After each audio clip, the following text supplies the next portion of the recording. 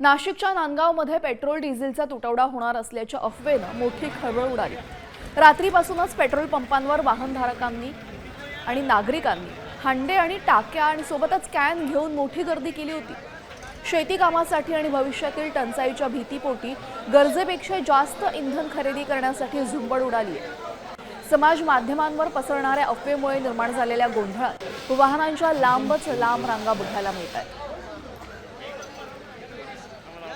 आपल्यासोबत आमचे प्रतिनिधी अजय सोनावणे जोडले गेलेले आहेत। अजय, गरजेपेक्षा जास्त इंधनाचा साठा नागरिकांकडून होतोय, भीती वाटते, त्यांना सध्या काय परिस्थिती आहे? नक्कीच काही अफवा ज्या आहेत अशा पद्धतीने पसरवल्या जातात आहे की इंधनाचे भाव वाढतील, इंधनाचा तुटवडा होईल आणि यामुळे लोकांमध्ये एक पॅनिक वातावरण निर्माण झालेलं आपण बघितलं असेल।